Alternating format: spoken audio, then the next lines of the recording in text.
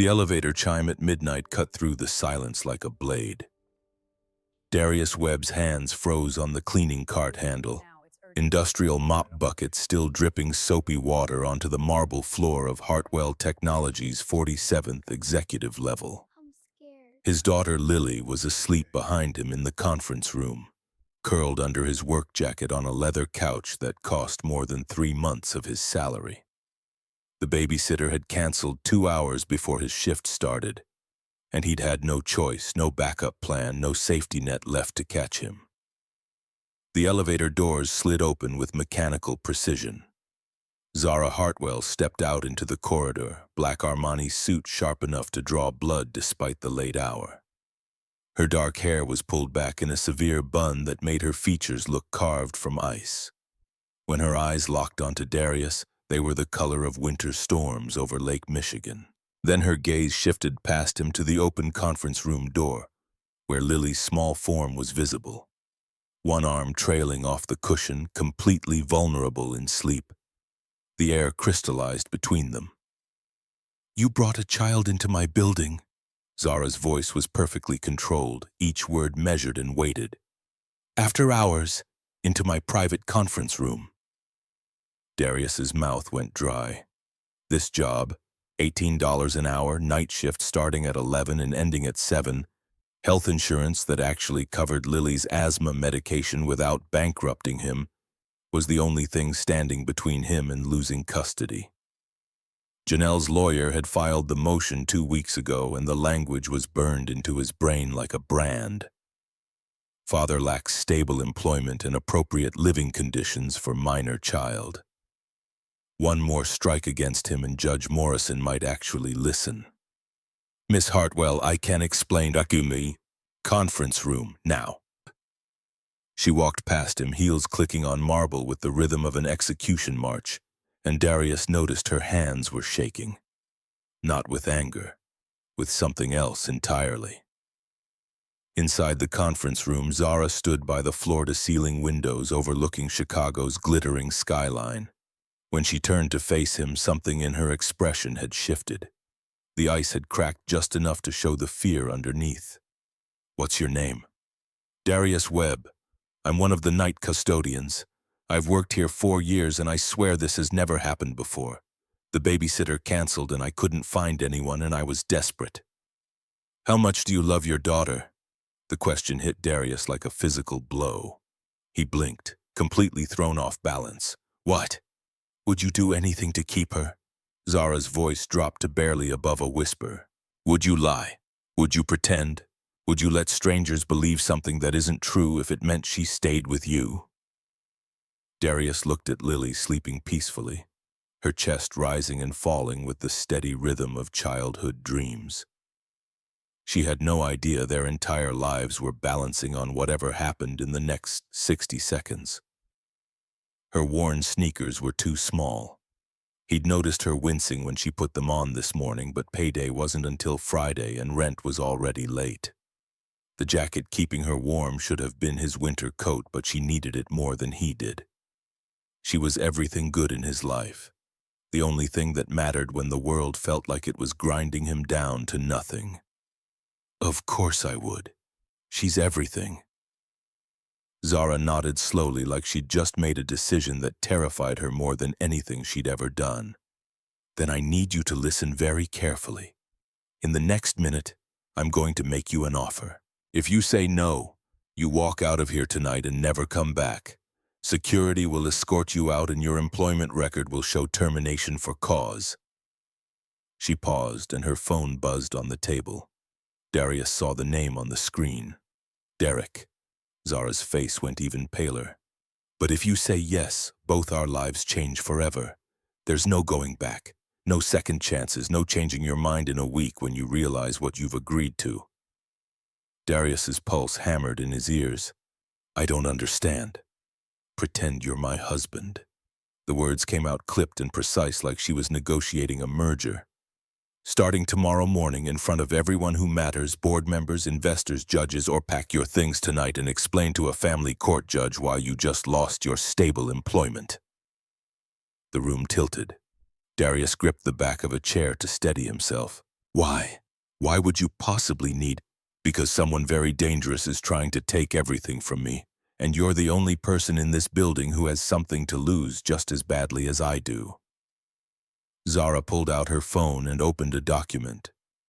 My ex-husband filed a lawsuit 3 days ago. He's claiming I'm mentally unstable and unfit to run this company. The board votes in 72 hours on whether to remove me as CEO. She swiped to another screen and held it out. Darius saw legal documents, motions, depositions. Derek Townsend was arguing that Zara had no life outside this office. No family, no stability, just an obsession with power that was warping her judgment. And he's not entirely wrong. Her voice cracked on the last word. I need to prove I have balance, a family, stability, and you... She looked at him with an expression that mixed desperation and calculation in equal measure. You're a single father working night shifts to provide for your daughter. You're devoted, reliable, exactly what I need people to see. You want me to lie to your board of directors? I want you to play a role for 6 weeks. You'll appear at board meetings, investor dinners, court proceedings as my husband. We'll create a backstory that explains how we met, why we married quickly, why no one knew about it. This is insane. This is survival. Zara's mask slipped completely and Darius saw genuine terror underneath. Derek isn't just trying to take my company, he's trying to destroy me. He's been planning this for 3 years, planting stories with journalists, manipulating board members, hiring private investigators to dig up anything he can weaponize. This lawsuit is just the opening move. Why would he hate you that much? Because I chose the company over him, over our marriage. She pulled up another document, a contract, because I discovered he was embezzling $8 million and I gave him a choice. Leave quietly with a generous settlement or I'd go to the authorities.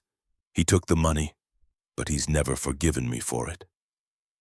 The contract on her screen showed numbers that made Darius's vision blur.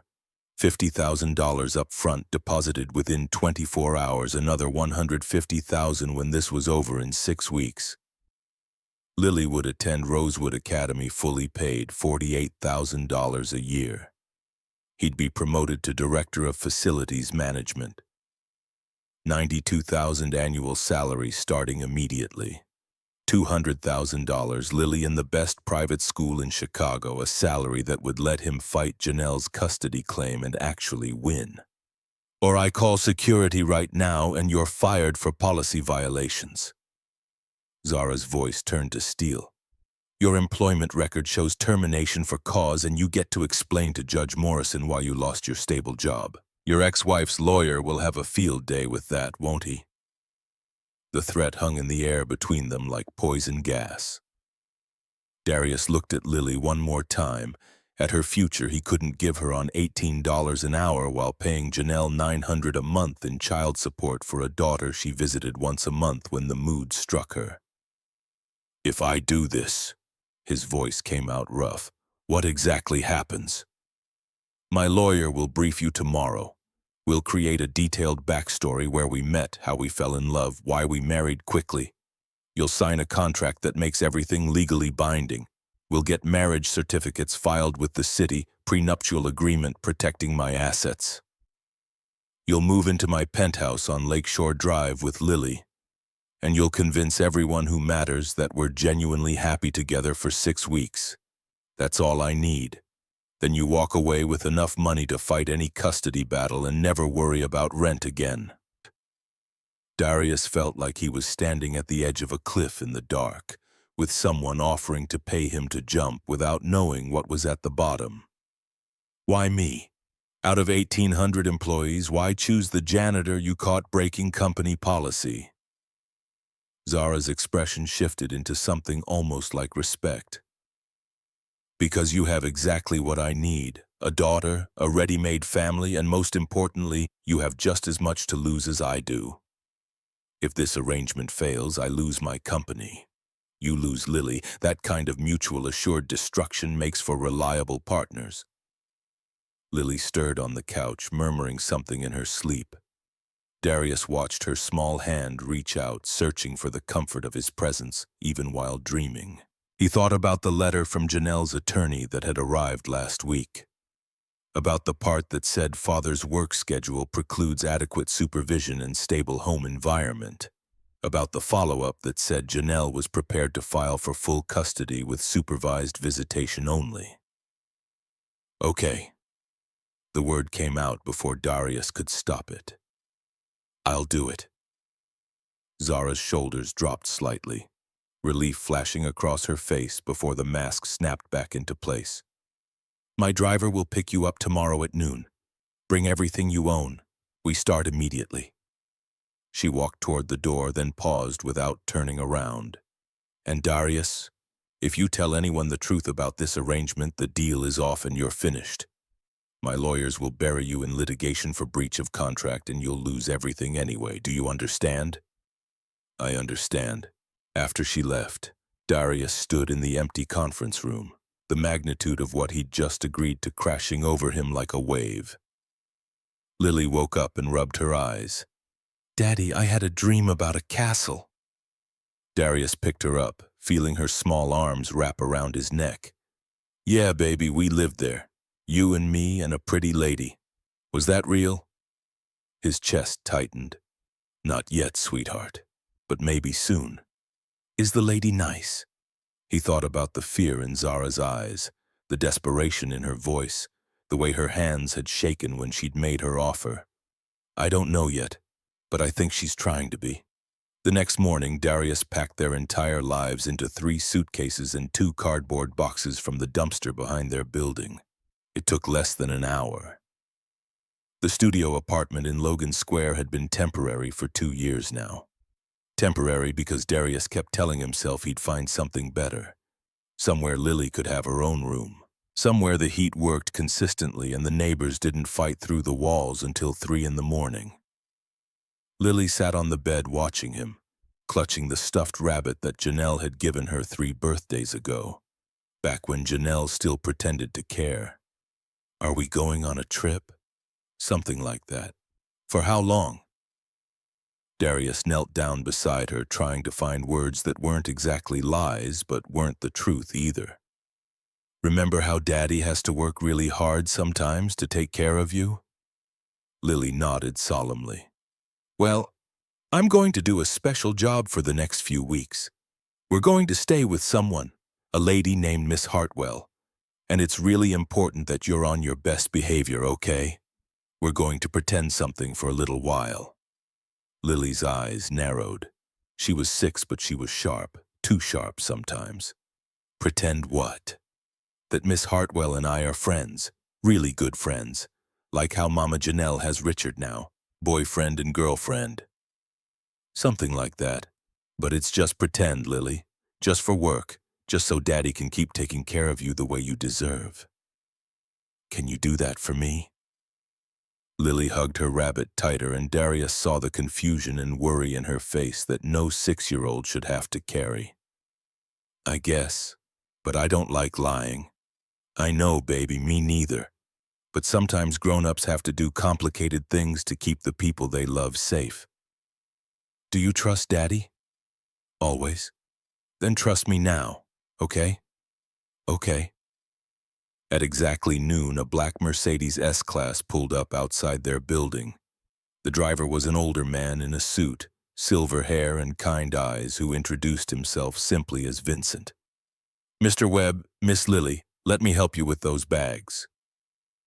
Vincent loaded their suitcases without comment, without judgment, without any indication that he found it strange that a CEO's new husband owned so few possessions.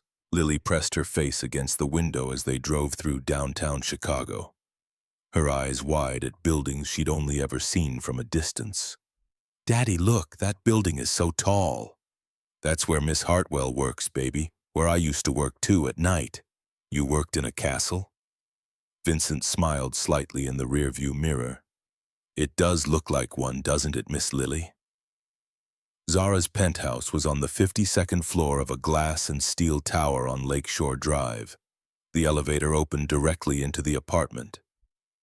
No hallway, no shared space, just straight into a foyer that was bigger than their entire studio. Floor-to-ceiling windows offered a panoramic view of Lake Michigan stretching to the horizon. The living room featured furniture that looked like it belonged in a museum. Art on the walls that Darius vaguely recognized from Lily's library books about famous paintings, and a kitchen with appliances he didn't know how to operate. Lily gasped and grabbed Darius's hand tighter. Zara was waiting for them, dressed more casually than last night, designer jeans and a silk blouse that probably cost more than Darius's monthly rent, but still intimidating in a way that made him feel like an imposter who'd be discovered any second. "Welcome, Lily." Lily hid behind Darius's leg. Zara's expression softened almost imperceptibly, and she knelt down to Lily's eye level, her movements careful like she was approaching a skittish animal. "I know this is scary. New places always are. But I promise you're safe here, and I think you're going to like your room." "I get my own room?" "You do. Would you like to see it?" Lily looked up at Darius, seeking permission. He nodded. She took a tentative step forward and Zara stood, offering her hand. With surprising gentleness, after a moment of hesitation, Lily took it. Darius followed them down a hallway lined with photographs. Zara at various company events, always alone, always smiling that professional smile that didn't reach her eyes. Zara pushed open a door at the end and Lily's jaw dropped. The room was painted soft yellow with white trim. A canopy bed dominated one corner covered in stuffed animals that still had their tags. Bookshelves lined an entire wall filled with everything from picture books to middle-grade novels. There was a small desk with art supplies already arranged in neat containers, a window seat with cushions overlooking the city, and a toy box overflowing with dolls and games and puzzles. Is this really mine?" "For as long as you're here." Zara's voice had lost its corporate edge. "My assistant wasn't sure what you liked, so she got a variety of things. If there's something specific you want that's not here, just tell me." Lily walked slowly into the room, touching everything like she was afraid it might disappear. She picked up a stuffed bear from the bed, holding it carefully with both hands. "Can I really keep this? Everything in this room is yours." Lily looked at the bear, then at Zara, then suddenly ran forward and wrapped her arms around Zara's legs in an impulsive hug that caught everyone off guard. "Thank you." Zara stood frozen for a moment, her hands hovering uncertainly before gently patting Lily's back with the awkwardness of someone who'd never comforted a child before. "You're welcome, sweetheart." When Lily released her and started exploring the bookshelves with the rabbit tucked under one arm, Zara caught Darius's eye. Something vulnerable flashed across her face, surprise maybe, or longing, before the professional mask returned. "Darius, my lawyer is waiting in my office. Lily, there are snacks in the kitchen if you're hungry. The housekeeper, Maria, will be here in 20 minutes. She has a granddaughter your age and brought some games to play." Zara's home office was all glass and steel, designed to intimidate. A woman in her 50s with sharp gray eyes and hair pulled back in a severe bun sat at the desk, a stack of legal documents in front of her. She stood when they entered. "Darius Webb. I'm Patricia Morgan, Miss Hartwell's attorney." She gestured to a chair. "Sit. We have a lot to cover and not much time." For the next 3 hours, Patricia walked Darius through every detail of the fabricated story with the precision of a general planning a military campaign. Darius and Zara had met 7 months ago at a charity gala for STEM education at the Art Institute of Chicago. Zara had been giving a speech about closing the opportunity gap in tech careers. Darius had been there volunteering as part of Hartwell Technologies' Employee Community Service Program, helping with setup and breakdown. "You talked during the cocktail hour about workforce development." Patricia read from her notes like she was describing real events. "Zara was impressed by your practical insights. You'd grown up without much money, worked your way through community college before financial constraints forced you to drop out. You understood the barriers that keep people trapped in low-wage work. She found that perspective valuable. Darius's stomach twisted. I didn't actually grow up poor. My dad was a union welder. We were fine. You do now. The backstory establishes your credibility and explains why Zara was attracted to you despite the difference in your circumstances. It also justifies your deep empathy and fierce devotion to Lily. Patricia continued with the timeline. Their first actual date was April 15th at a small Italian restaurant in Lincoln Park called Lucia's. Darius ordered the carbonara.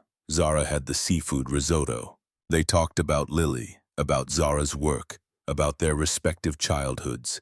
The connection was immediate and genuine. They saw each other weekly after that, always low-key.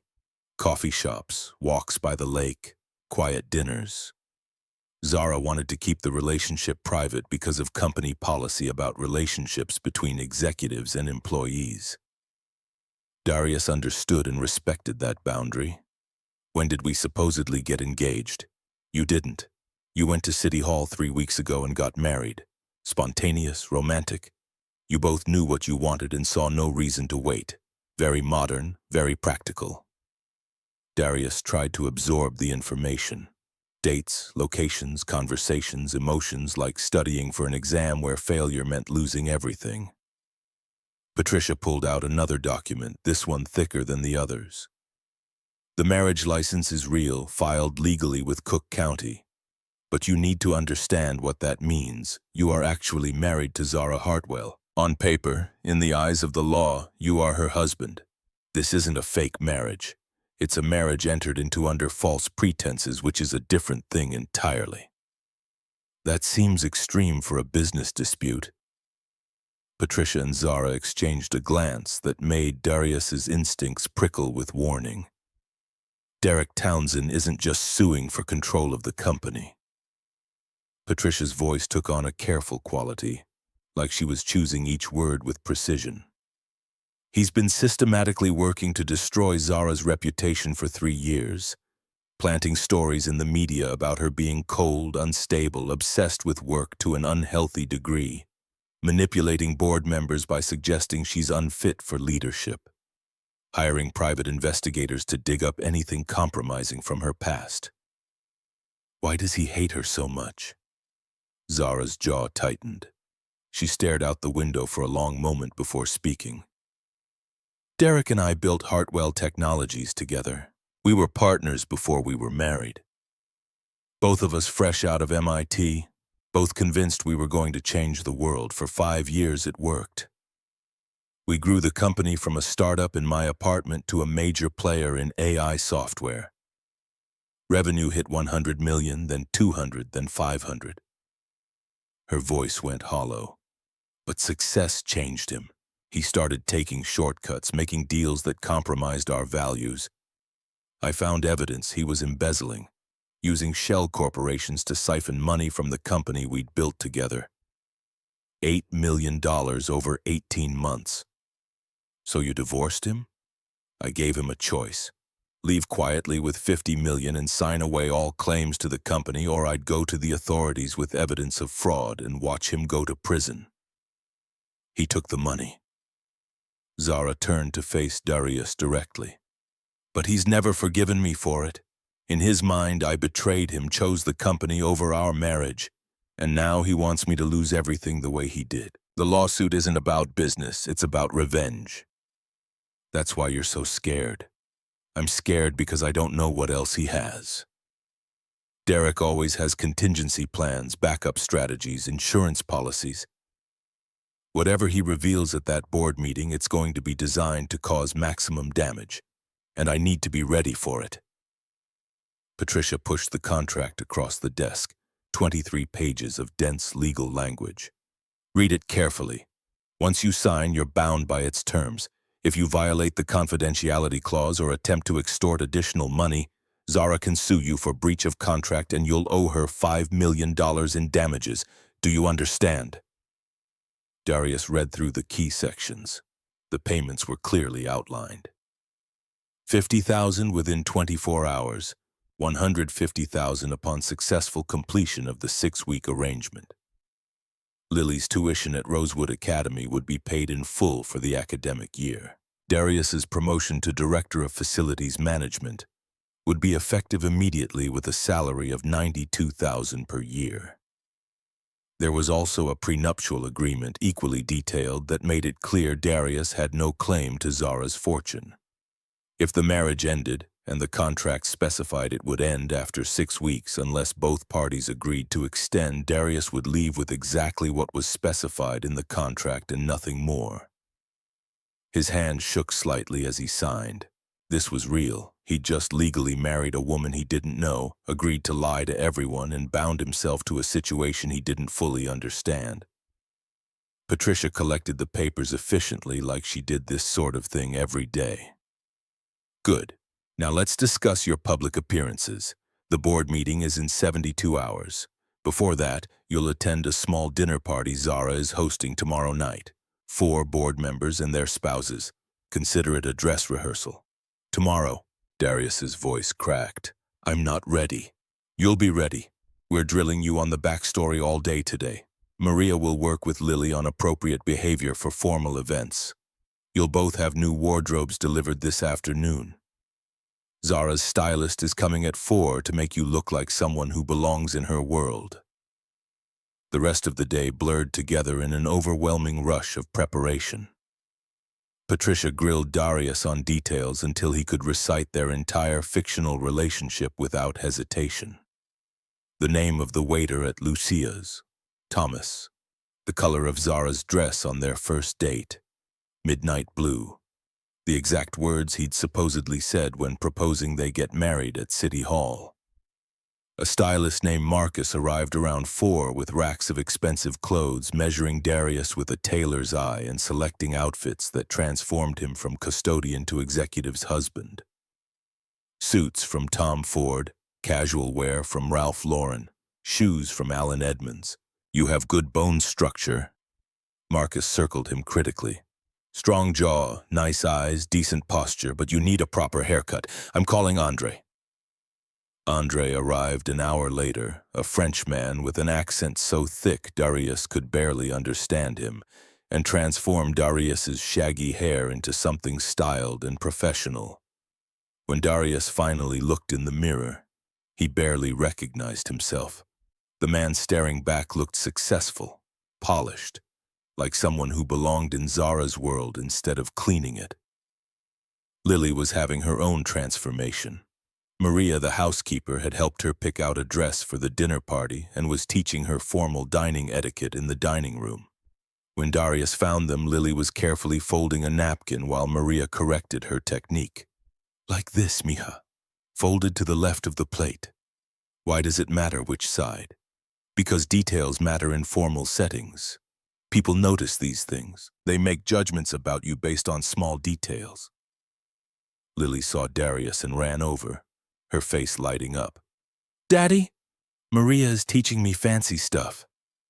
Darius picked her up, noting that she'd already been bathed and dressed in new clothes, a simple blue dress that somehow managed to look both age-appropriate and expensive.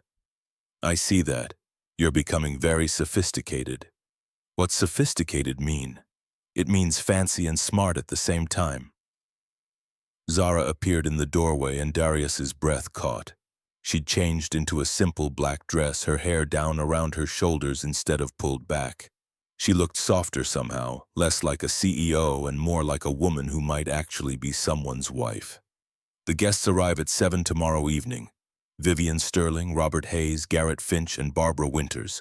All board members, all skeptical of my ability to balance work and personal life. We need to convince them we're genuinely happy together. How do we do that?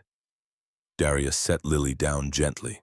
Small touches, hand-holding, inside jokes, comfortable silence, the kind of intimacy that can't be faked easily. Zara paused. At least the kind that's very difficult to fake convincingly.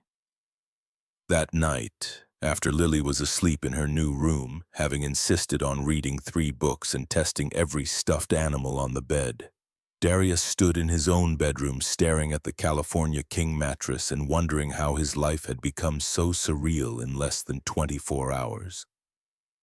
His phone buzzed with a text from Janelle. "Heard you moved. New address?" Darius's stomach dropped. How did she know already?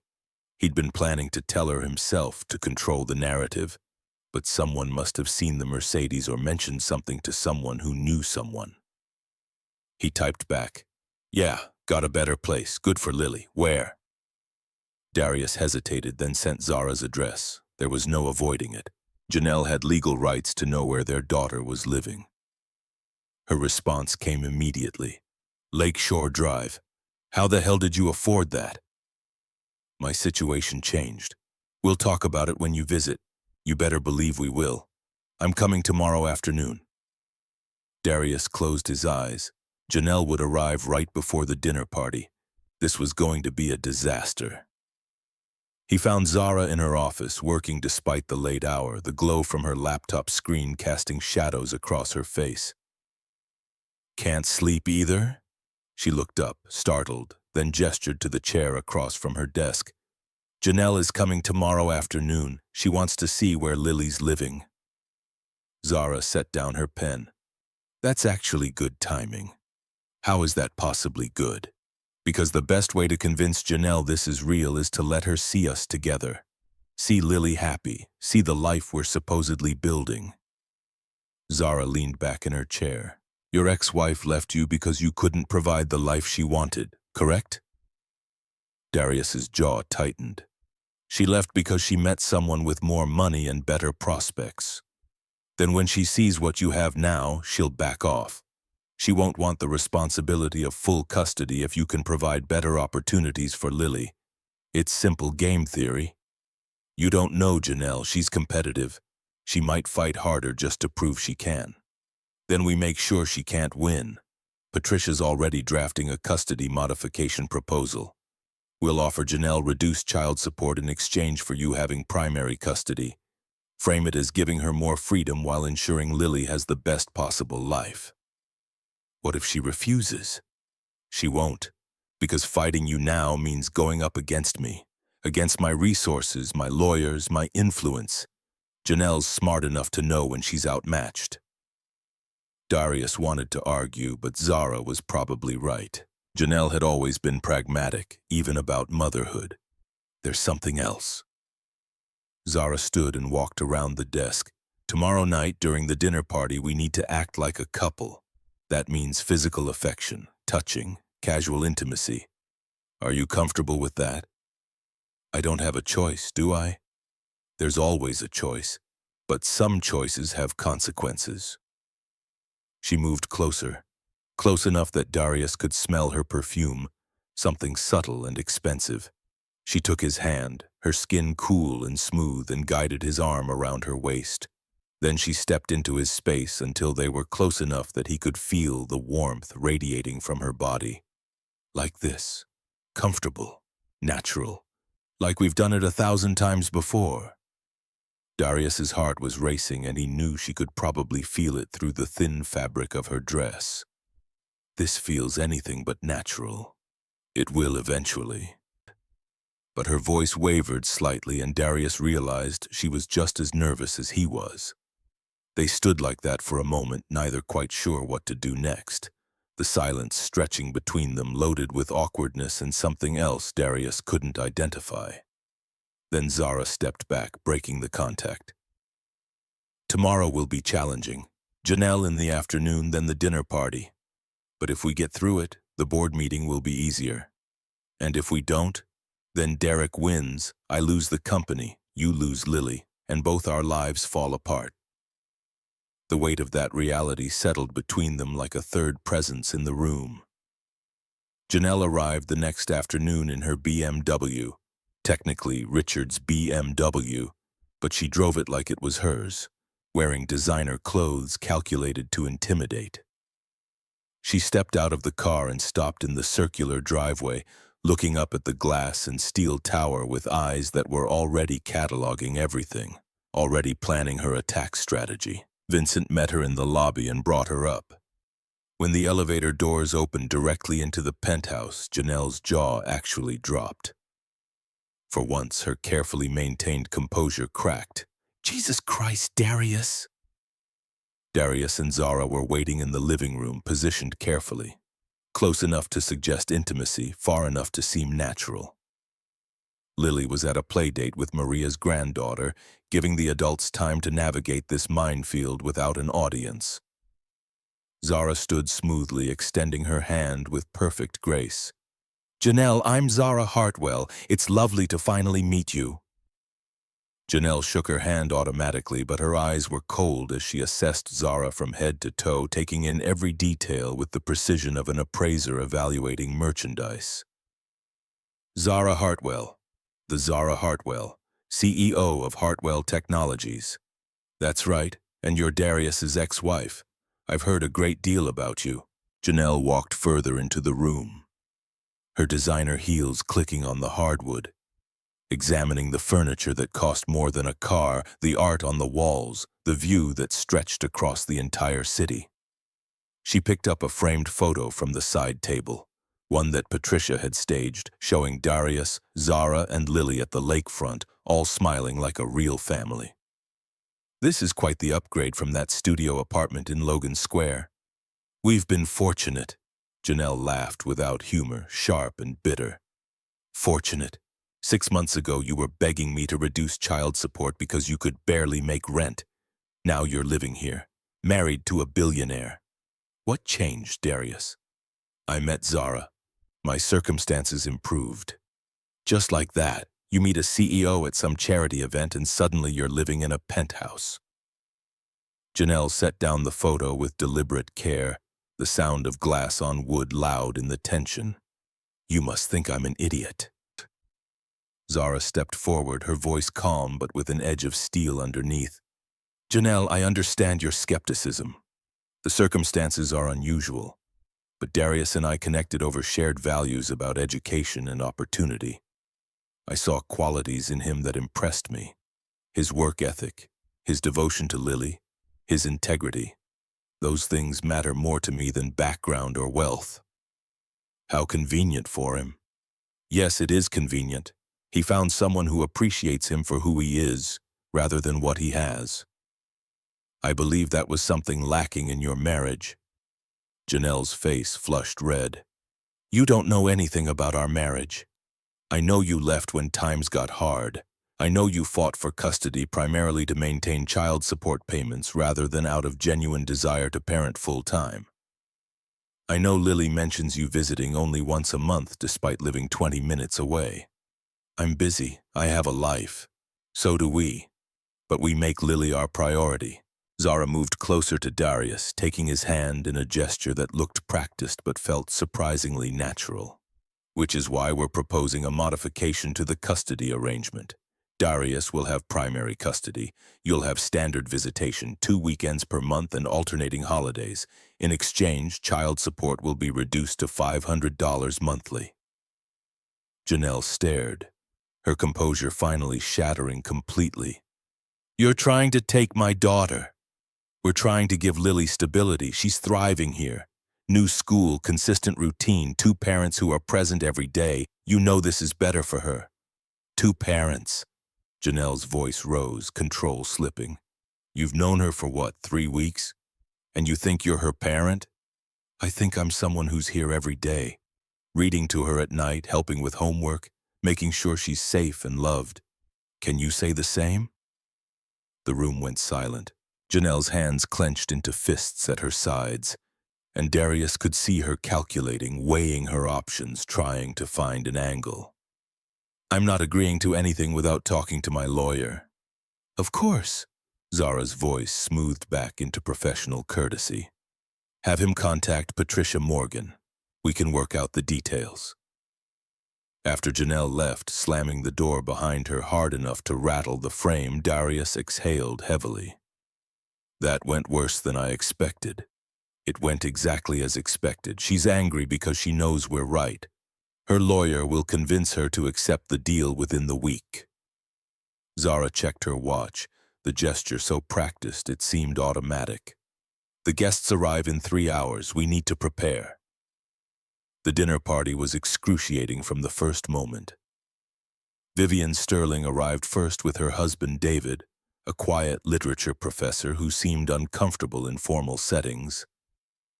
Vivian hugged Zara warmly, which surprised Darius. He hadn't expected the CFO to show genuine affection. "It's so good to see you outside the office, Zara, and you must be Darius." Vivian's handshake was firm and assessing. "I've heard so much about you. Zara says you have excellent practical sense and keep her grounded." Darius caught Zara's eye, wondering what exactly she'd told her board members about their fictional relationship. "All good things, I hope." "Very good things. She seems different lately, lighter." Robert Hayes and his wife Linda came next, followed by Garrett Finch with his husband Peter, and finally Barbara Winters alone.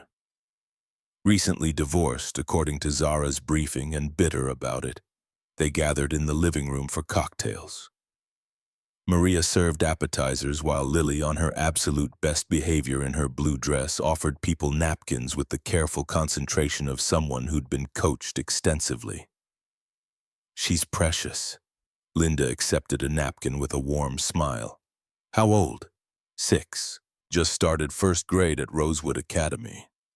"Excellent school. Our grandson attends there. Maybe they'll be classmates."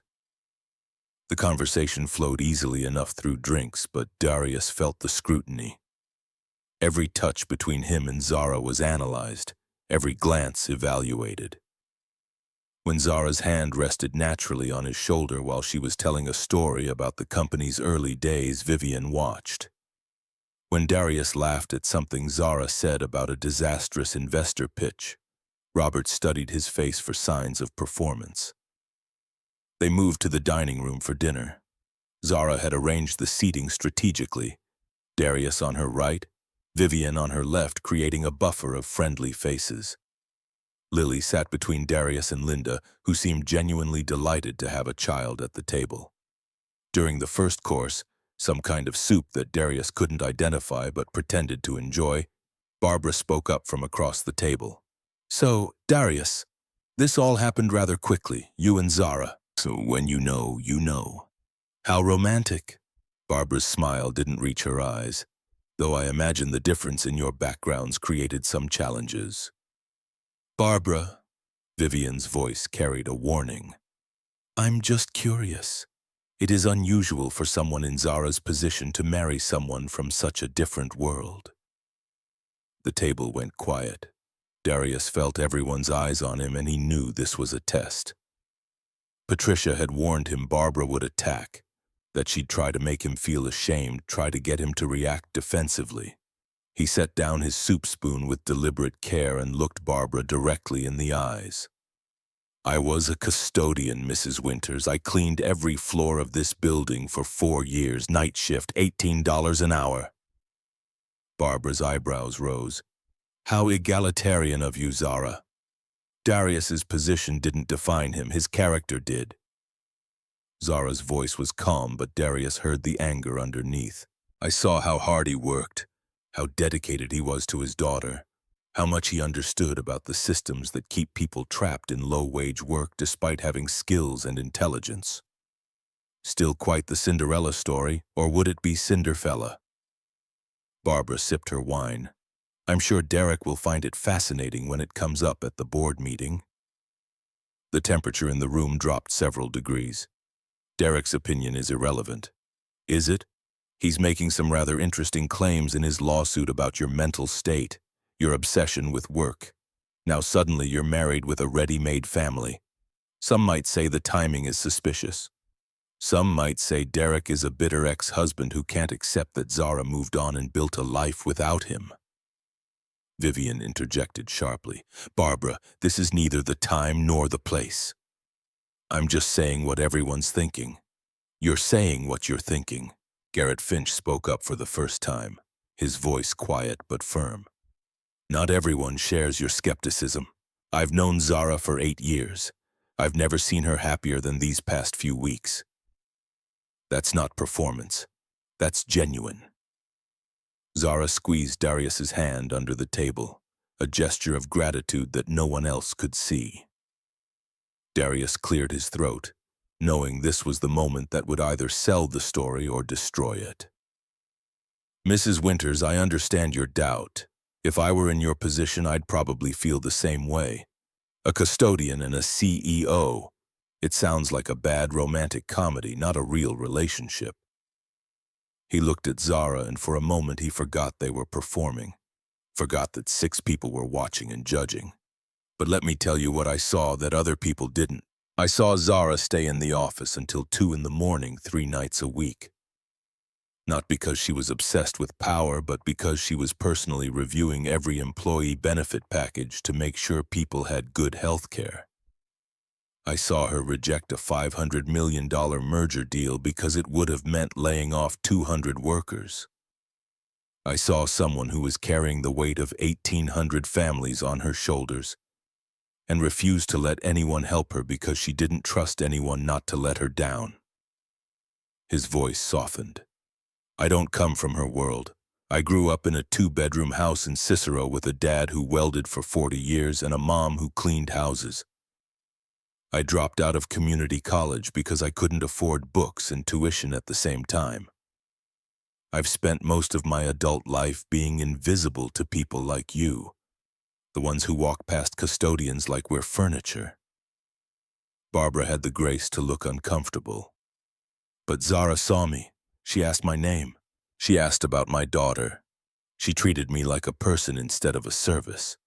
And when we started talking, really talking, not just polite greetings, I realized she was just as invisible as I was. Nobody saw past the CEO title to the woman who was lonely and scared and carrying more weight than anyone should carry alone. Darius reached for Zara's hand on top of the table this time, making the gesture public. We got married fast because we're both old enough to know what we want and practical enough not to waste time. I'm 34 with a daughter to raise. Zara's 38, running a major company.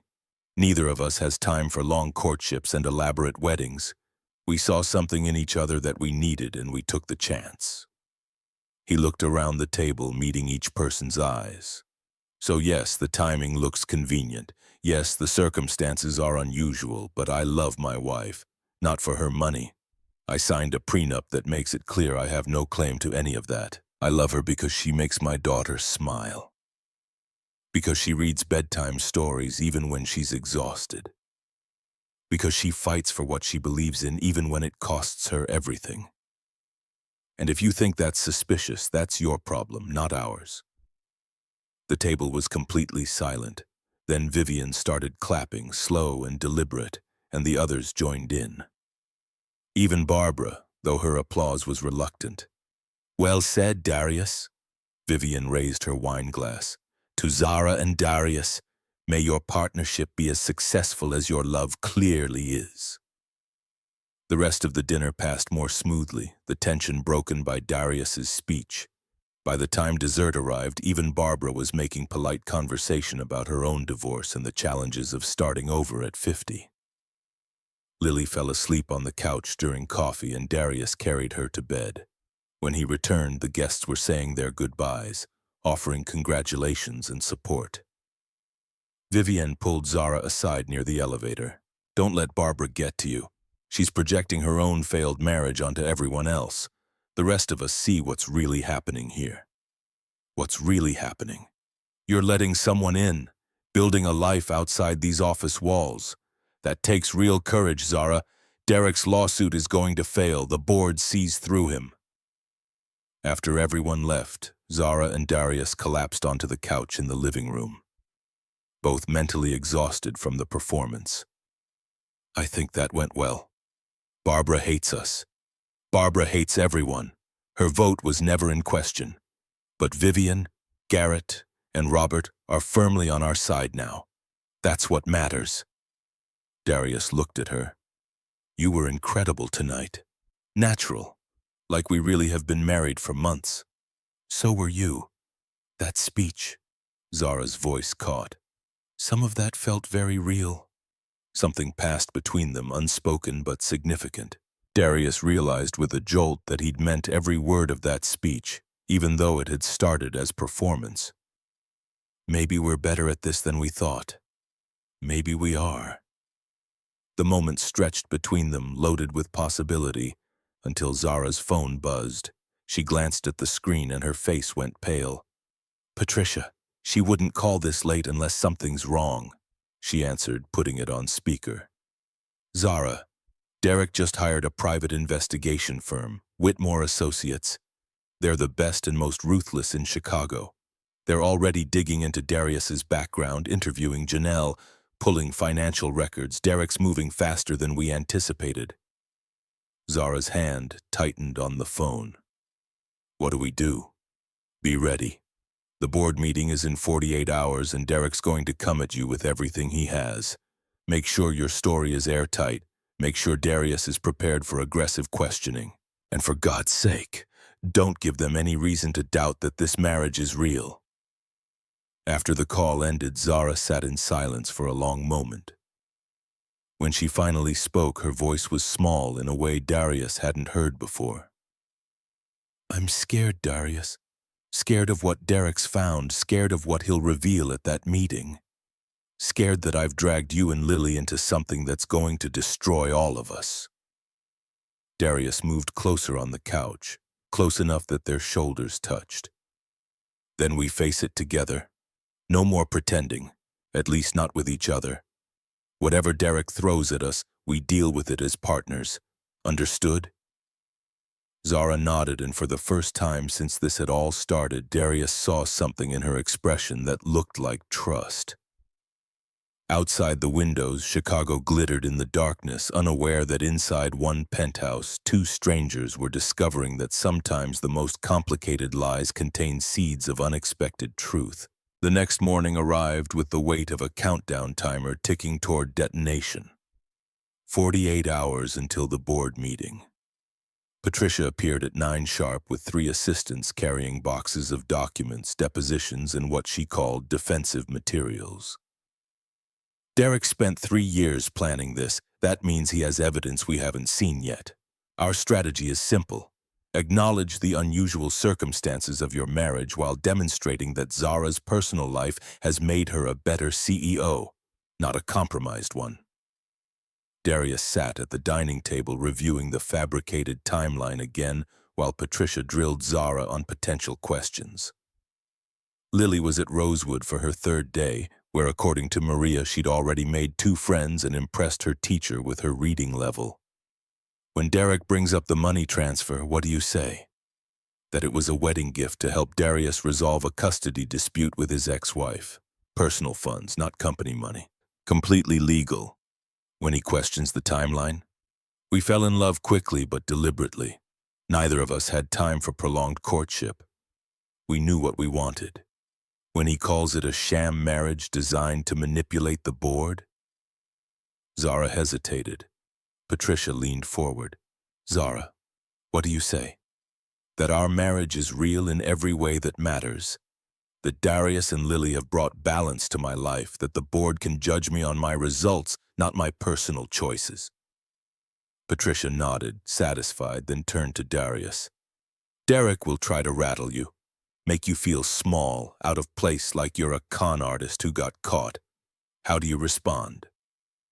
Darius thought about Barbara's attacks at dinner, about every time in his life someone had looked down on him for working with his hands instead of a degree. "I tell the truth, that I married Zara because I saw something in her that no one else seemed to see, that I'm not ashamed of where I come from or what I do.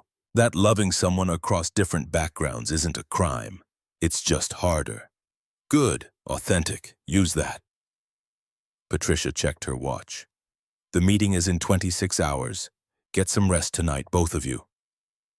After Patricia left, Darius found Zara on the balcony overlooking the lake. The October wind was sharp, carrying the smell of autumn and cold water. She was wearing jeans and a sweater, the first time he'd seen her in anything truly casual, and staring at the horizon like it held answers. "You should come inside, it's freezing out here." "I like the cold, it keeps me sharp." Darius joined her at the railing, maintaining a careful distance. "Patricia thinks we're ready." "Patricia's paid to think that. Reality is different." Zara wrapped her arms around herself. "Derek knows something. I can feel it. He's too confident, too quiet. He's waiting to drop something that will destroy me. Then we deal with it when it comes, together. Zara turned to face him, wind whipping her hair around her face. Why are you being so calm about this? You barely know me. This isn't your fight. It became my fight the moment you made that offer, and maybe... Darius stopped, unsure if he should continue. Maybe what? Maybe I'm tired of running from hard things. Janelle left and I accepted it. My dad died and I didn't grieve properly because I had to keep working. Lily's asthma got worse and I couldn't afford better treatment. Every time life hit me, I just took it and kept going. But this feels like something worth fighting for. Zara's expression shifted into something softer, more vulnerable. You barely know what you're fighting for. I know enough. I know you work yourself to exhaustion because you feel responsible for 1,800 families. I know you read to Lily every night even though no one asked you to. I know you're terrified of being alone, but even more terrified of letting people close enough to hurt you. Zara's breath caught. You see too much. Or maybe you've been invisible for too long, just like me. The moment hung between them, charged with something neither could name. Then Zara's phone shattered the silence with an urgent buzz. She looked at the screen and her face drained of color. It's from an unknown number. No message, just a photo. She held the phone out. The image showed Zara and Derek from years ago, both younger, both smiling at some company celebration. But someone had written on the physical photo in red ink before photographing it, I know everything. Soon, everyone else will too. Darius felt his stomach drop. What does that mean? I don't know, but whatever Derek's planning, it's about to start. The morning of the board meeting arrived with a crisis that validated every paranoid instinct Darius had developed over the past week. At 6 a.m, his phone buzzed with an emergency alert from building management. The HVAC system on floors 40 through 50 had failed completely. Executive offices were freezing in the October cold and the facilities team couldn't diagnose the problem. Darius was already awake, hadn't really slept, and his mind went immediately to the conversation he'd had with Zara days ago about temperature complaints. By 7:30, engineers were standing around the mechanical room looking defeated. The board meeting was scheduled for 9 and postponement would look like weakness, would give Derek ammunition about Zara's inability to maintain basic operations. Let me look at it. The lead engineer, a man named Stevens who'd been dismissive when Darius was promoted to director, turned with barely concealed contempt. With all due respect, sir, we've already checked everything. Then humor me. Darius spent 20 minutes in the basement mechanical room, tracing lines he'd cleaned around for 4 years, checking systems he'd watched the maintenance crews service on overnight shifts.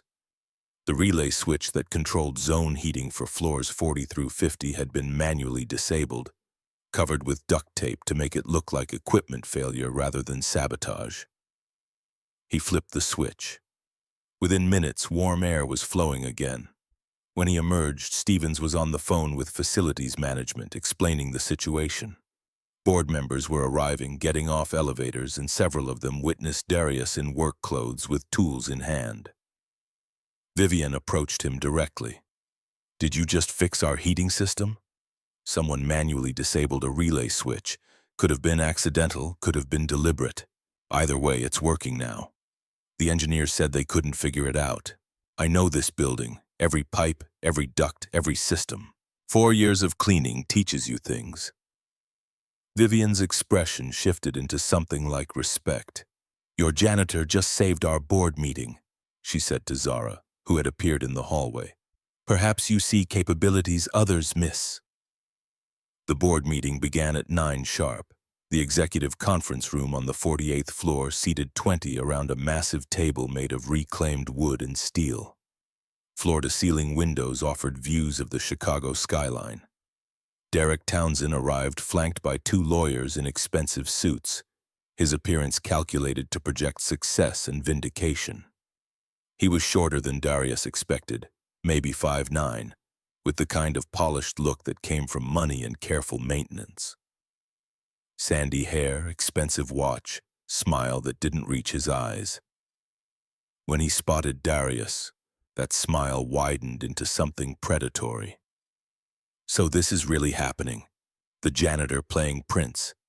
That's enough. Vivian's voice cracked like a whip. Derek, you're here as a courtesy because you're a significant shareholder. Show respect or leave. Derek held up his hands in mock surrender, but his eyes never left Darius, assessing, calculating, searching for weakness. Robert Hayes called the meeting to order with formalities before turning the floor over to Derek. You all know why we're here. 3 weeks ago, I filed suit requesting this board remove Zara Hartwell as CEO on grounds of mental instability and compromised judgment. I'd like to present evidence supporting that claim. Derek's presentation was devastating in its thoroughness. He had bank records showing the $50,000 transfer to Darius the day after they supposedly got married. Security footage from the night Zara found Darius with Lily, time-stamped and date-stamped, showing clearly that it was the first time Zara and Darius had interacted. Phone records proving they'd never communicated before that night. Employment records showing Darius's promotion came exactly 24 hours after the marriage was registered. This isn't a love story. It's a desperate woman buying herself a family to avoid facing the truth. Zara Hartwell is incapable of genuine human connection. She's obsessed with control to a degree that's unhealthy. She works 90-plus hours a week, sends emails at 3 in the morning, hasn't taken a vacation longer than 3 days in 8 years. When I filed this lawsuit, she didn't seek therapy or take time off or address the underlying issues. She hired an actor. Derek turned to face Darius directly. Mr. Webb, how much is Zara paying you to pretend to be her husband? Patricia stood before Darius could respond. Mr. Townsend, you're out of line. The financial arrangements between Darius and Zara are private marital matters. Are they? Because it looks a lot like employment compensation to me. $50,000 up front, another $150,000 promised. That's not a wedding gift, that's a contract. The board members shifted uncomfortably. Even Vivian looked troubled. Derek pressed his advantage, pulling up more documents on the screen. Zara has spent her entire adult life sacrificing personal relationships for professional success. Our marriage failed because she cared more about quarterly earnings than her own husband. Now, facing consequences for that choice, she's manufactured a family from thin air. This isn't balance. It's theater. Robert turned to Zara. Do you have a response? Zara stood slowly. Darius could see her hands shaking despite her controlled expression. Everything Derek showed you is technically accurate. I did transfer money to Darius.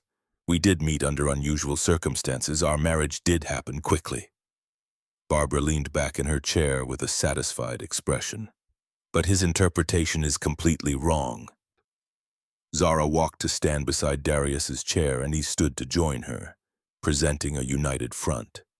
I met Darius 7 months ago at that charity gala, exactly as we've said.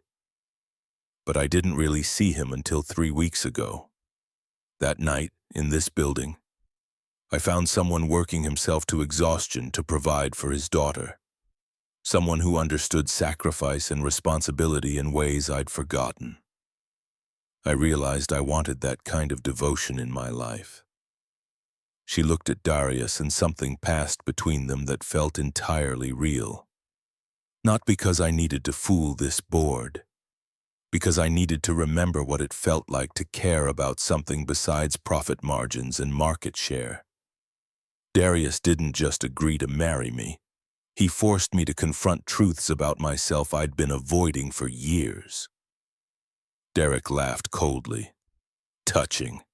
But the timeline doesn't lie. You met him, caught him violating company policy, and within 24 hours had him sign papers making him your husband. That's not romance, that's leverage. The conference room door opened and Patricia walked in with someone Darius didn't recognize, a small woman in her 60s with gray hair and kind eyes. "I'd like to introduce Dr. Helen Park, licensed family therapist. She's been working with Zara, Darius, and Lily for the past 2 weeks, observing their interactions and assessing their family dynamics." Darius blinked. This was news to him. He glanced at Zara, who looked equally surprised. Dr. Park moved to the front of the room with calm authority. "I've conducted 6 sessions with this family, both as a group and individually. I've observed them in their home environment, watched Zara and Lily interact during bedtime routines, interviewed Lily's teachers at Rosewood Academy, and spoken with household staff." She pulled out a folder. "My professional assessment is that this is a genuine family unit. Lily calls Zara mom spontaneously, not because she was coached. Zara has adjusted her work schedule significantly. She now leaves the office by 6 most evenings to have dinner with Darius and Lily. Darius and Zara show all the hallmarks of a couple building a real partnership. Disagreements handled with respect, division of parental responsibilities, genuine affection in unguarded moments." Derek stood abruptly. "She's been paid to say this. This is manufactured evidence." Dr. Park's voice turned to steel wrapped in velvet. "I'm a court-appointed family therapist, Mr. Townsend. I work custody cases. My reputation depends on honest assessments, and frankly, I've seen enough fake families to spot one. This isn't that." Vivian spoke up. "I've also noticed changes in Zara. She smiles in meetings now. She asked me about my grandson's soccer game, something she's never done in 8 years. Small things, but meaningful." Garrett nodded. "I agree. Zara's been more focused, not less. Revenue is up 12% this quarter. Employee satisfaction scores hit an all-time high. Whatever's happening in her personal life is making her a better CEO, not a worse one." The momentum was shifting. Darius could see Derek realizing he was losing control of the narrative. Then Derek played his final card. "Since we're talking about honesty, let's talk about something Zara has been hiding for 8 years. Something that proves exactly how far she'll go to protect her interests, regardless of ethics or law." He pulled up a new document on the screen. Darius saw Zara's face go white. March 17th, 2017. Sienna Hartwell, Zara's younger sister, was driving drunk on Lakeshore Drive at 2 in the morning. She struck and killed a 19-year-old college student named David Morales. Hit and run. David died at the scene. The room went deadly silent. Sienna called Zara for help, and Zara, instead of calling the police, instead of ensuring justice for that young man, paid the Morales family $2.5 million to keep quiet. She used her money and influence to make the whole thing disappear. Sienna never faced charges, never spent a day in jail. The family got paid off and David Morales was buried without justice. Derek turned to the board with triumph in his eyes. "This is who you have running your company. Someone who thinks money can solve anything, who believes she's above the law, who will sacrifice anything and anyone to protect her interests. You think this marriage is real? It's the same pattern. Zara found a problem and threw money at it until it went away." The board erupted in shocked murmurs. Barbara looked vindicated. Even Vivian seemed shaken. Robert's voice was grave. "Zara, is this true?" Zara's lips moved, but no sound came out at first, then barely audible. "Yes." Darius stood before he'd consciously decided to move. Every eye in the room swung to him and he felt the weight of their judgment, their calculation, their expectation that he'd crumble under the revelation that his wife had covered up a death. "Mr. Townsend, you said David Morales was 19 years old when he died." Derek looked annoyed at the interruption. "Yes, sophomore at UIC, had his whole life ahead of him. And you're using his death as a weapon in a corporate power play. You're standing here exploiting a family's tragedy to win a board vote. Does that seem right to you?" "I'm exposing the truth. Darius's voice hardened. No, you're using a dead kid as ammunition. You don't care about David Morales or justice for his family. You care about hurting Zara, and that's disgusting. Derek's face flushed. I'm not the one who covered up a crime. Neither am I. But I know something about making desperate choices to protect the people you love. Darius turned to address the full board, every word measured and deliberate. 8 years ago, Zara was faced with an impossible situation. Her sister, probably the only family she had left, called her in the middle of the night, terrified, guilty, facing prison. Zara made a choice, not a legal choice, not an ethical choice by any standard measure, but a human choice. He looked at Zara, whose eyes were bright with unshed tears. She gave the Morales family money that couldn't possibly compensate for their loss, but maybe help them stay afloat financially. She made sure her sister got treatment for alcoholism and mental health issues. She's carried the weight of that choice for 8 years, and I guarantee it's eaten at her every single day. Darius faced Derek directly. You want to judge her for that? Fine. But don't pretend you're doing it for noble reasons. You're doing it because a woman you once loved chose something else over you. And you've spent 3 years plotting revenge. That's not justice. That's spite. The room was silent. Then Vivian spoke, her voice thoughtful. Derek, did you know about this incident when it happened? Derek hesitated just long enough to be telling. I was Zara's husband at the time, so yes. And did you report it to authorities? That's not the point. Actually, it is precisely the point. Vivian's eyes narrowed. You knew about this alleged crime for 8 years. You did nothing. But the moment Zara files for divorce and pushes you out of the company, suddenly you're concerned about justice? That's convenient. Garrett jumped in. And correct me if I'm wrong, but obstruction of justice has a 3-year statute of limitations in Illinois, which means even if everything you say is true, it's no longer prosecutable. You're dredging up old pain to embarrass Zara, not to serve any legal or ethical purpose. Derek's confident expression was cracking. She still did it.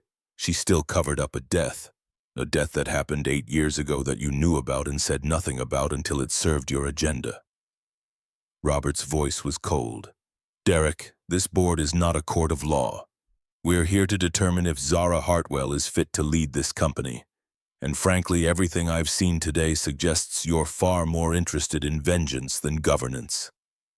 The conference room door opened again and Patricia entered holding an envelope. This arrived via express courier 20 minutes ago. It's addressed to this board. She opened it and began to read aloud. To the Board of Directors, Hartwell Technologies, I am Rosa Morales, mother of David Morales. I read about this lawsuit in the newspaper. Yes, Zara Hartwell paid my family, but I want you to know something Derek Townsend did not mention. Her sister Sienna writes to me every year on March 17th. She sends money for my other son's college education. Her money, from her teacher salary, not Hartwell money. She says she is sorry. She goes to church, she prays for David, she tries to be a good person. Patricia's voice remained steady, but the emotion in the letter was palpable. I am Catholic. I believe in forgiveness.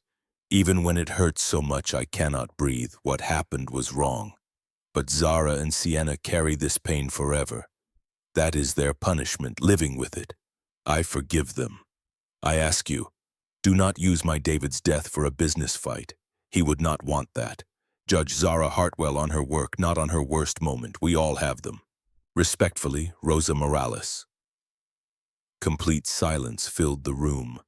Barbara openly wiped her eyes. Derek stood pale and blindsided, his final weapon turned against him. Robert spoke after a long pause.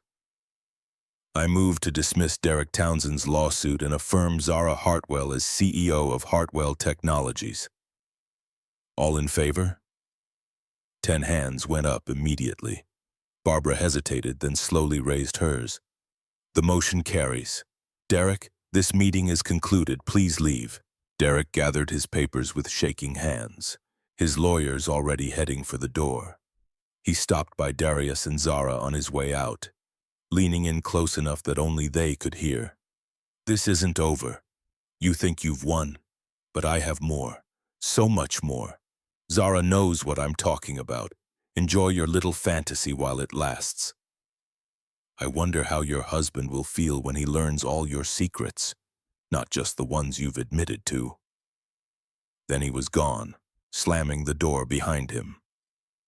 After the other board members filed out, offering congratulations that felt hollow given what had been revealed, Patricia pulled Zara and Darius into a smaller conference room. That went better than expected, all things considered. Zara's voice was hoarse. Better? Derek just exposed the worst thing I've ever done in front of my entire board.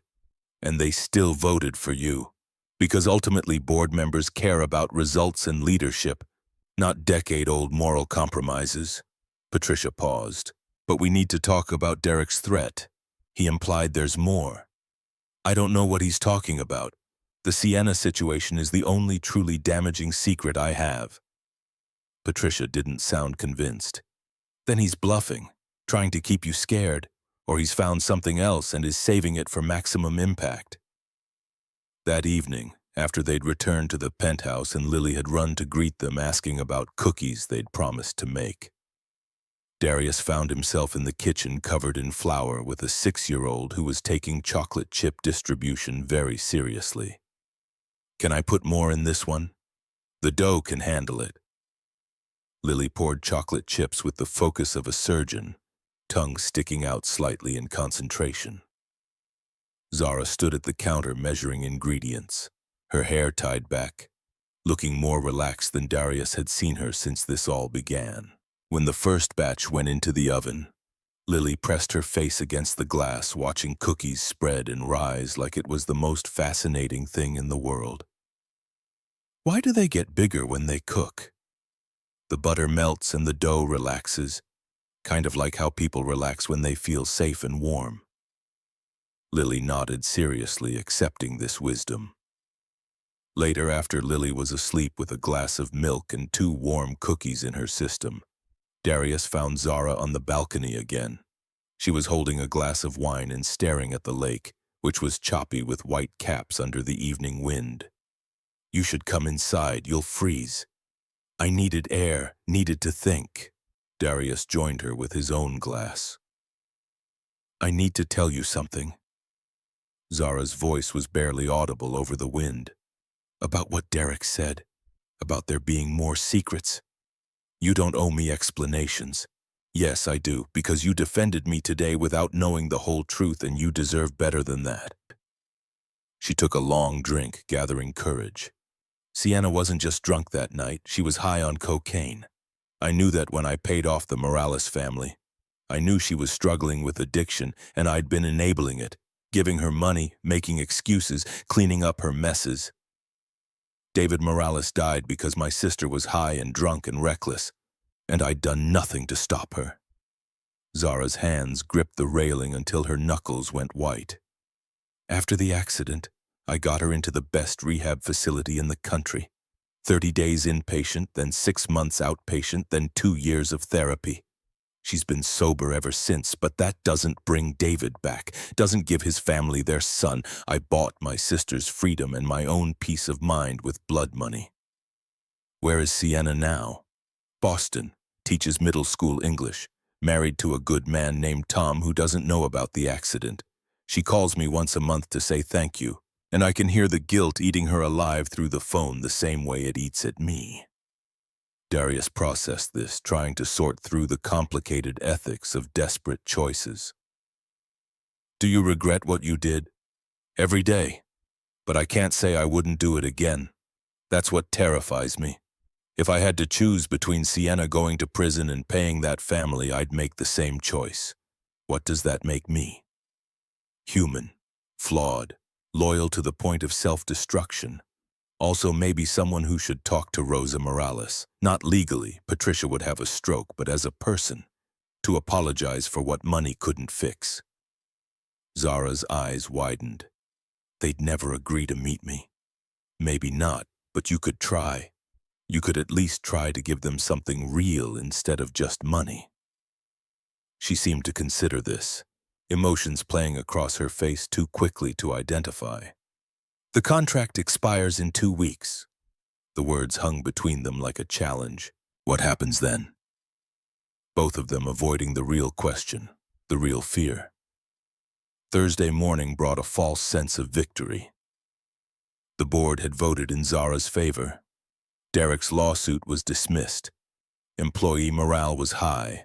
Stock price had recovered from the initial dip when the lawsuit was filed, but Friday morning shattered that illusion.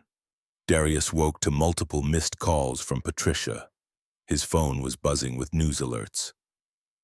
The Wall Street Journal had published a story at 6 in the morning with a headline that made his blood run cold. Hartwell, CEO, covered up sister's fatal hit-and-run, paid $2.5 million to silence family. The article detailed everything Derek had revealed in the board meeting, plus information that hadn't been public. Sienna's cocaine use, the exact amount of the payment. The implication that Zara had obstructed justice, questions about her moral fitness to lead a public company. By market open, Hartwell Technologies stock had plummeted 18%. Investors were calling for emergency meetings. Board members were fielding media inquiries. Barbara had already sent an email calling for another emergency session to discuss whether a CEO under this kind of scrutiny could continue. Zara sat at the kitchen table in pajamas, staring at her laptop screen like it might bite her. She hadn't slept. Her eyes were red-rimmed and her hands shook when she reached for her coffee. It's over. The board will remove me now. The public pressure is too much. Patricia's call came at 8. We need damage control immediately. I'm recommending a press conference for noon. Get ahead of the narrative. Control the story instead of reacting to it. What do I say? That I paid off a family to cover up my sister's crime? That sounds even worse out loud. You tell the truth. You admit what you did, explain why, show remorse, and demonstrate what you've done since to make amends. Honesty is your only play now. Darius's phone buzzed. Janelle. I'm filing an emergency custody hearing today. This environment is unsuitable for Lily. My lawyer says we'll win now. He stared at the message, feeling everything they'd built over the past 3 weeks crumbling. The contract expired in 48 hours. He could walk away, take the $200,000, avoid the scandal, fight Janelle on his own. Patricia had even said as much when she'd arrived at the penthouse by 10. Darius, legally you can exit now. This media shitstorm wasn't part of the original deal. You have grounds to void the contract based on material change in circumstances. She looked at Zara, who sat slumped in a chair looking destroyed. I'm not saying you should, I'm saying you can, and no one would blame you. Darius thought about Lily's future, about his own reputation now tied to scandal, about Janelle's lawyer using this.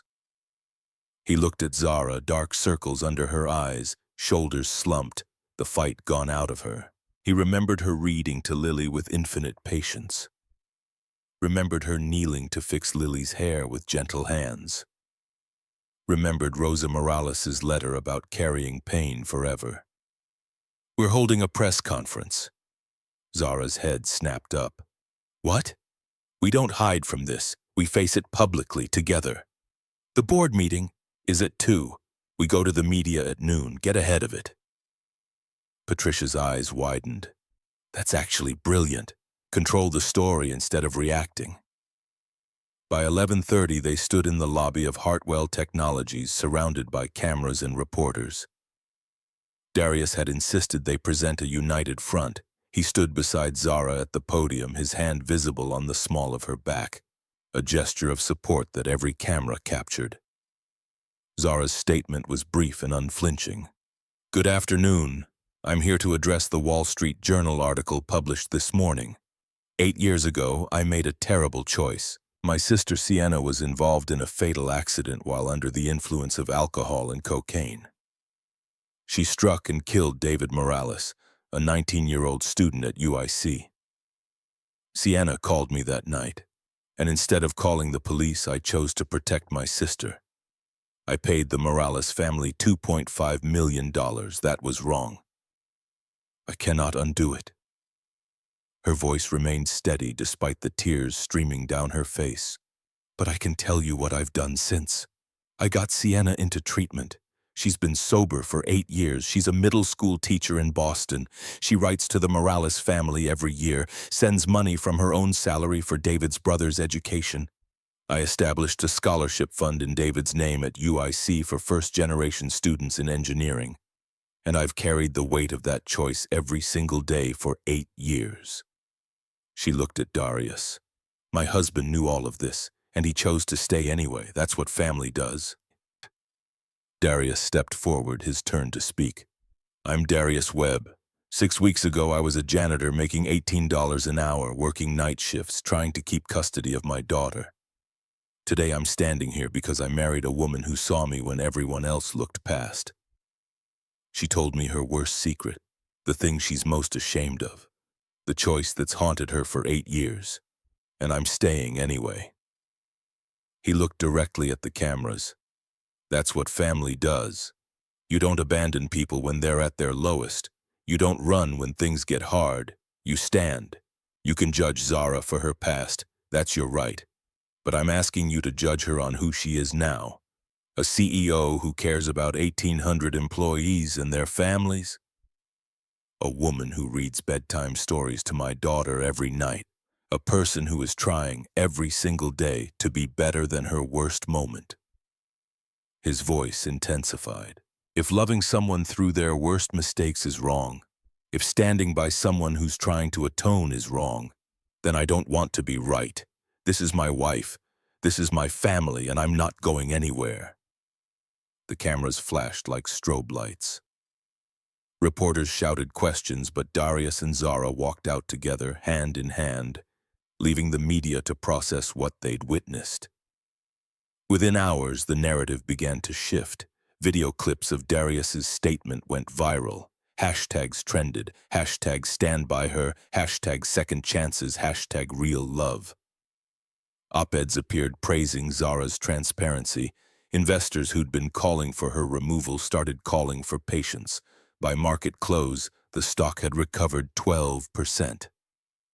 The emergency board meeting at 2 was significantly different than anyone had feared. Vivian spoke first. The press conference was masterful, honest, direct, human. I've received over 100 emails from employees, overwhelmingly positive about Zara's honesty. Robert nodded. Stock is recovering. Investor sentiment has shifted from panic to support. The public response has been remarkable. Even Barbara, reluctant as always, conceded the point. I misjudged the situation. The transparency was the right call. The motion to reaffirm Zara as CEO passed unanimously.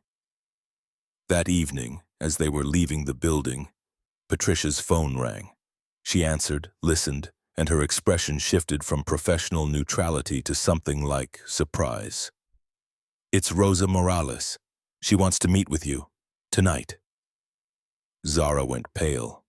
Why? She saw the press conference. They met Rosa at a small Mexican restaurant in Pilsen, a neighborhood Darius knew from his childhood but Zara had probably never visited. Rosa sat in a corner booth wearing a simple dress and crucifix necklace, her face lined with the kind of grief that never fully heals. Patricia stayed at a separate table, giving them space. The silence stretched as Zara and Darius slid into the booth across from her.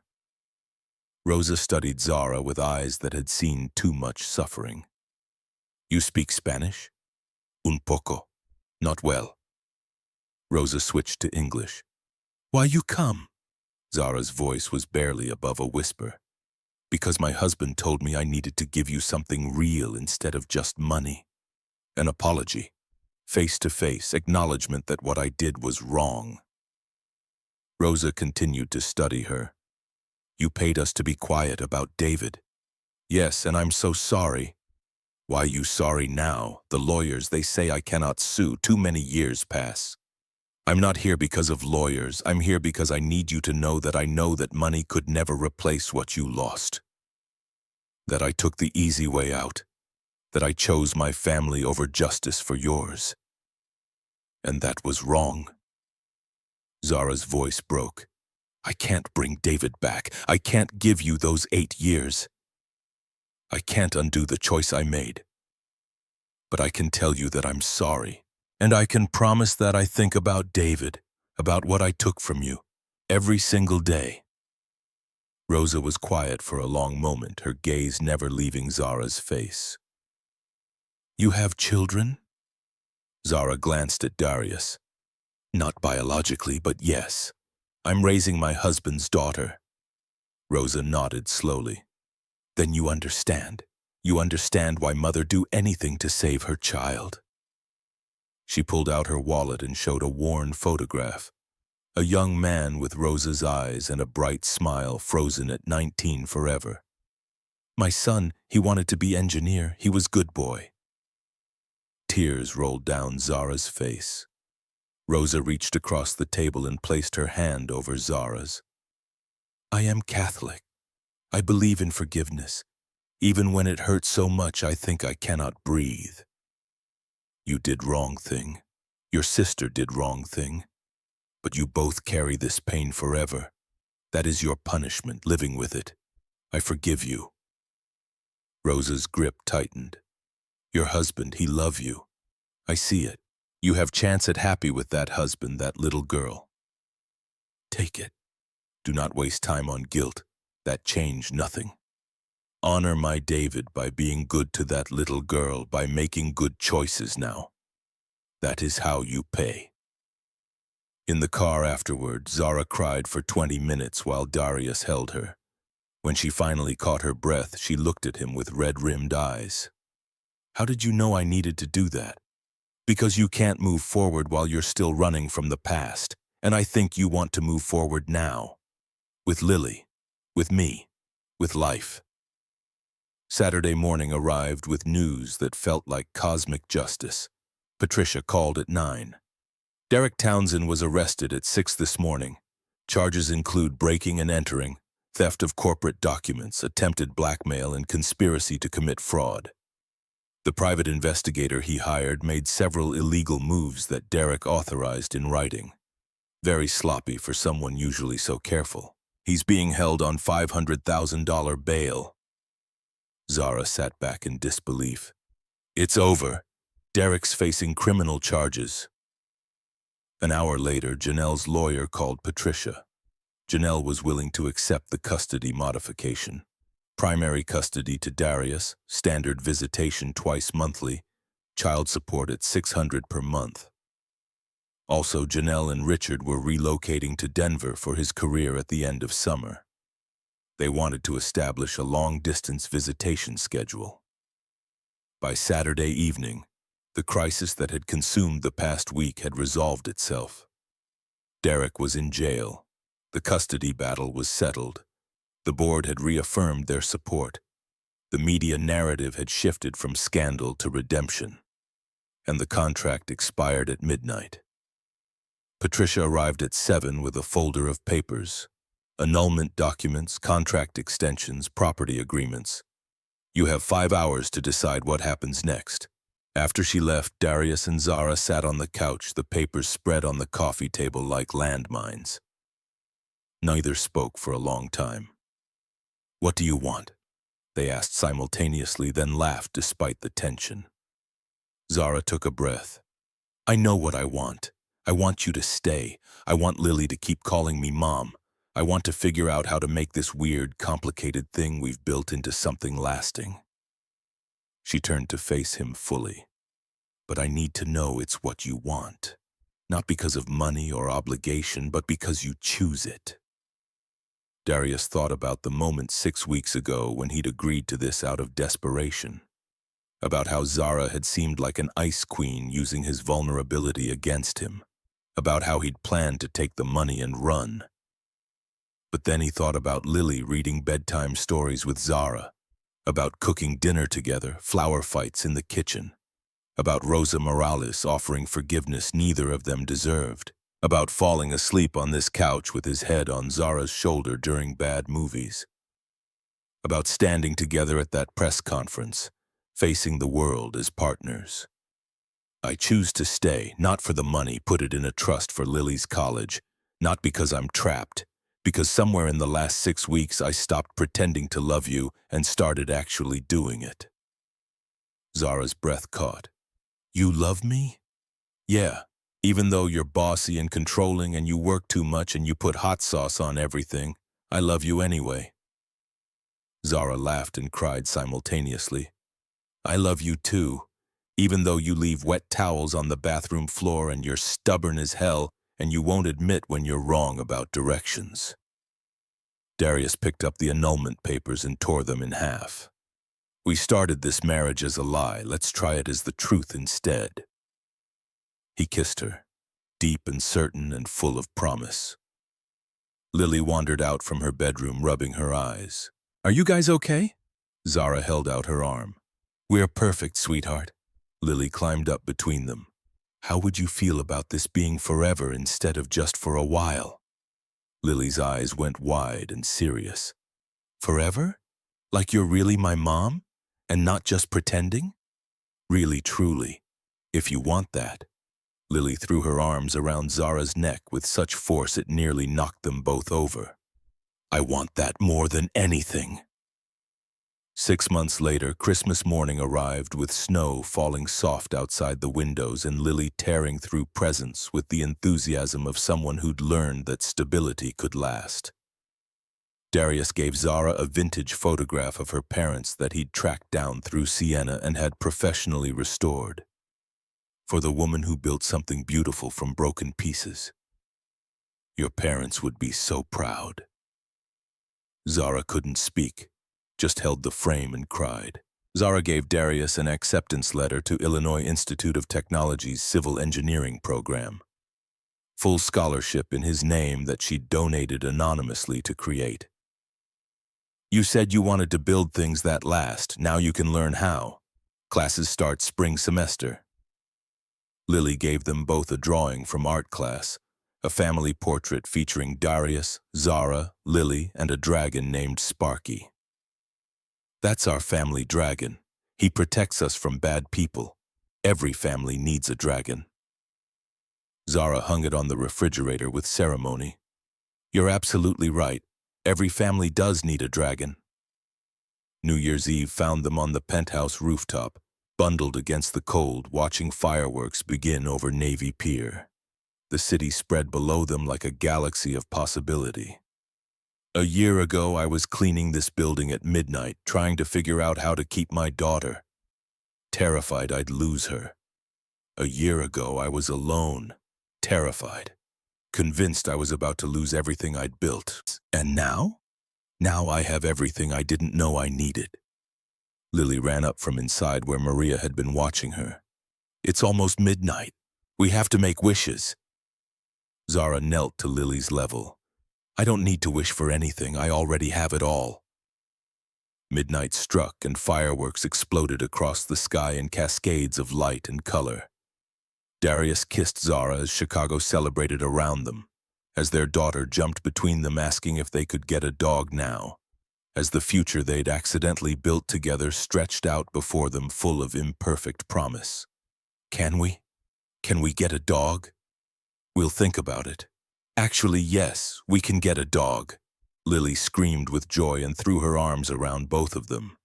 They stood together silhouetted against the fireworks. 3 people who'd found each other through desperation and chosen to stay through hope. The contract that had brought them together had expired months ago, its terms fulfilled and discarded. What remained was something no legal document could capture. The best things in life are the ones we don't plan, Darius thought as he held his family close. The ones that ambush us in midnight hallways and force us to choose between safety and possibility. Between loneliness and risk. Between who we've been and who we might become if we're brave enough to try. They had chosen to try, and in trying, they'd found something neither had known they were missing. A partner who saw them completely. A parent who showed up every day, a family that chose each other instead of settling for blood relations.